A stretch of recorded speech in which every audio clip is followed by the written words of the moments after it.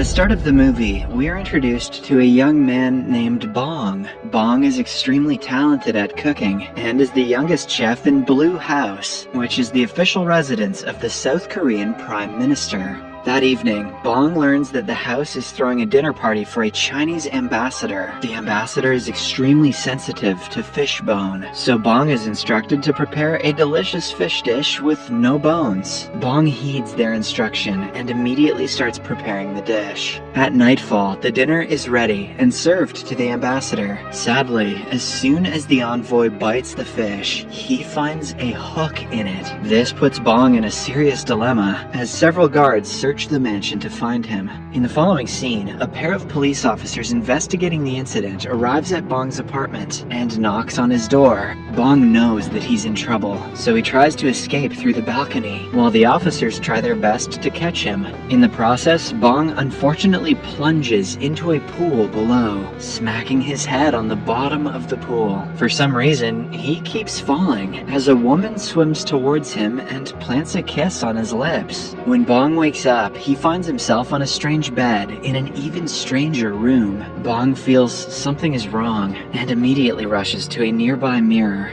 His reflection surprises him as Bong discovers that he has become a woman. He contemplates for a second, but finalizes that he must be dreaming due to the fall. Bong creeps out of the room to figure out what's going on, but finds dozens of women outside who bow and refer to her as Your Highness. Surprised by this, Bong runs outside the building, but suddenly feels cold in her crotch. This is when Bong realizes that she has lost her banana.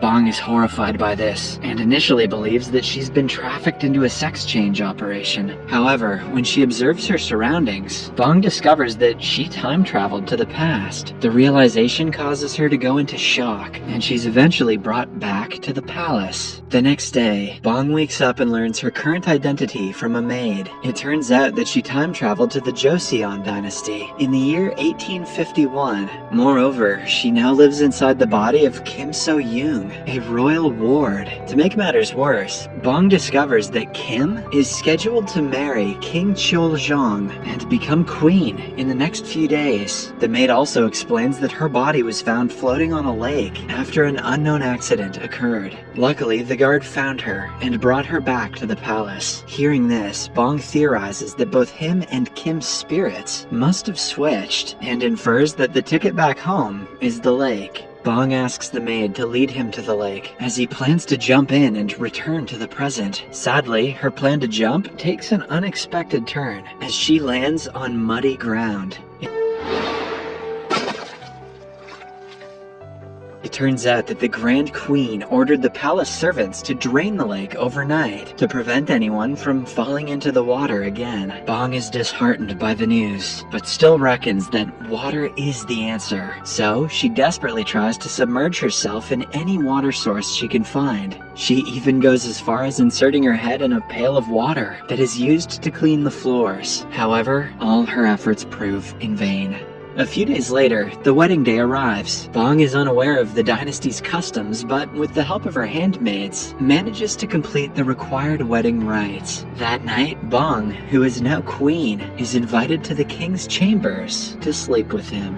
Bong is horrified by the thought, and offers the king some alcohol in hopes of him passing out. Fortunately, the king falls to sleep, much to Bong's relief. The following day, Bong wakes up with a hangover and is offered some food. However, she is disgusted by the soggy meal and passes a message to the royal chef to cook ramen instead. The chef is confused by the term, but tries to make the foreign meal based on Bong's instruction. The chef tries multiple times to make the dish, but Bong is dissatisfied with every attempt. The first dish is too healthy, while the subsequent dishes are too bland and spicy. Eventually, the chef becomes upset and gives up.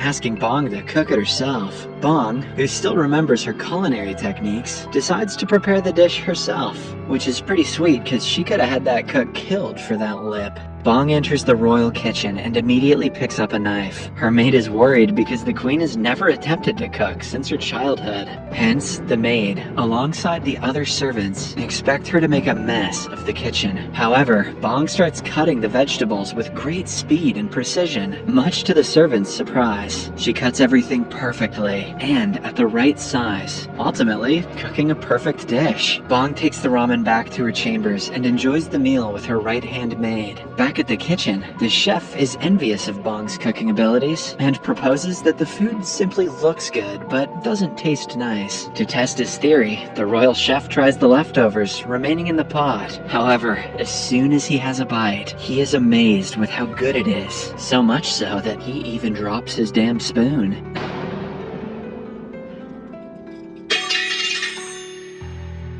After the eventful encounter, Bong suddenly comes up with an idea. The new queen realizes that she can easily win over the royal family with her culinary skills. The lake was drained by the Grand Queen, so if Bong can please her with some food, she might agree to refill the lake. Bong instantly returns to the kitchen, but the jealous royal chef asserts his authority and refuses to let her inspect the food being served to the Grand Queen. Bong is pissed at this and challenges him to a speed cooking contest. The royal chef initially backs out from the fight, but accepts the challenge after Bong teases him. A servant rings a bell and the contest begins. The head chef takes his knife and viciously cuts a bunch of carrots. However, the queen's hands are faster and quickly cuts some cucumbers with ease. After several minutes of cooking, Bong's dish is ready and she is the first to ring the bell, thus winning the contest. The royal chef is upset and argues that though speed is important, taste is the ultimate test of a chef. Confident, Bong agrees and requests the royal cuisine inspector to taste both dishes to see which is better. The inspector is fascinated by Bong's cuisine and declares it is the better dish, prompting her to take charge of the royal kitchen. Bong uses her newly acquired status to her advantage as she analyzes the Grand Queen's meals. Bong discovers from her food choices that the Grand Queen is a picky eater due to her recent development of toothache. Thus, Bong decides to make a meal with a soft texture for the aristocrat. Bong gets to work right away and begins making a potato porridge. First, she pours some milk into the pot and adds the right ingredients as she occasionally tastes the mixture. Then the potatoes are eventually added to the pot, after which the dinner is served with some flour toppings for a cohesive presentation. Bong is pleased with the final product and delivers it to the Grand Queen herself. The Queen greatly enjoys the meal, but highlights that the dish is not perfect as it arrived cold. The temperature change is caused by the perfectly mashed potatoes to lump, hence slightly altering the taste. Also, the porridge spilled on the sides of the plate also affected the presentation. Bong is distraught to hear this, and sadly begins her trip back to the palace. While in her carriage, Bong brainstorms on the alternative means of delivering food to the Grand Queen. Shortly after, she comes up with a stellar idea. Bong sews a cloth and has her maid deliver the fabric alongside some instructions to the royal engineers. With Bong's direction, the engineers construct a special food delivery carriage that is properly insulated at all sides by the cloth. Meanwhile, Bong prepares an array of tasty meals and has the servants deliver them using the newly designed cabinet. The Grand Queen receives the meal hot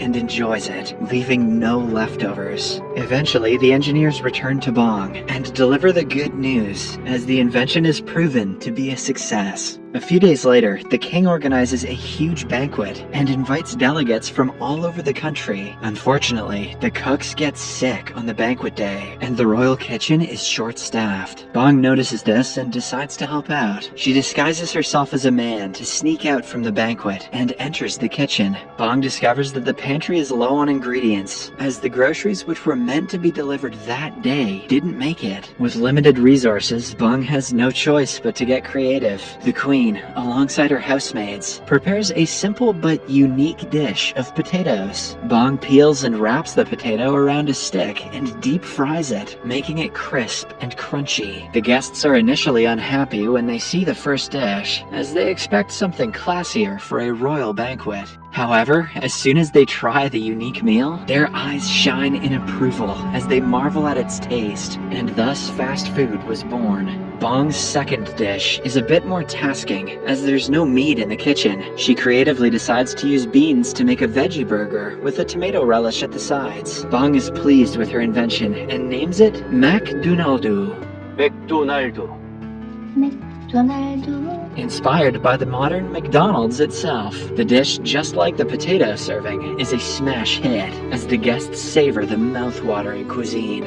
For the final meal, Bong creates a classic jelly dessert, but with a twist. She writes special messages on the jelly sticks and calls them fortune jelly, as you get to read your fortune after you're done with the dessert. The guests enjoy the classic jelly and have fun reading their respective fortunes. Despite the initial hiccups, the banquet turns out to be a smash hit, thanks to Bong's cooking. The Grand Queen, who also attended the banquet, is impressed by Bong's skills and finally asks her to make a request. Without any hesitation, Bong asks her to refill the lake. The Grand Queen grants her request and commands the servants to start working on the job. Sadly, as it is the 19th century, there are no advanced machines to aid this task. Hence, the servants can only transport water manually with wooden buckets. The process is unbelievably slow, as the servants make a long trip from the town's well to the lake. Bong is annoyed by this and swiftly comes up with a new method. She asks each servant to stay at one spot and simply pass the bucket from one person to the other. The people are pleased with the system, as it makes the job easier and faster. They all continue the task and work on it patiently, while Bong oversees the lengthy process. Several days pass, but the lake is yet to fill. Bong soon gets tired of waiting and becomes desperate. Luckily, a heavy downfall begins, which slowly but gradually waters the lake. Bong is overjoyed by the weather change and dances ecstatically under the rain.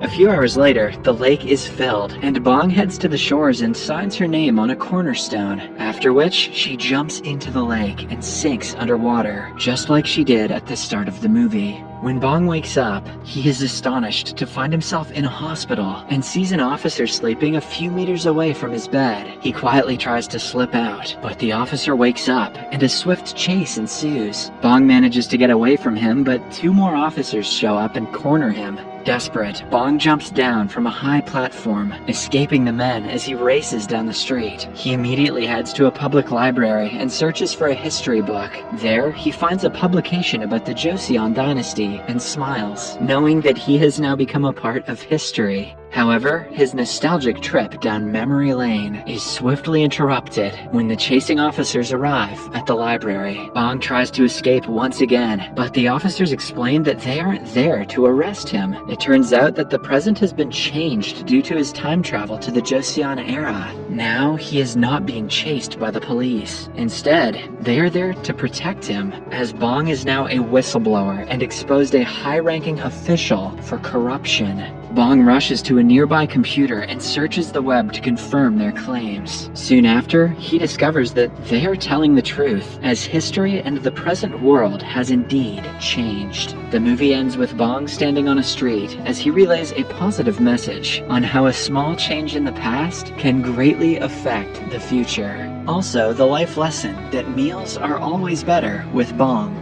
Subscribe for more videos like this, turn on notifications, and leave a like to help the channel out. Thank you for watching.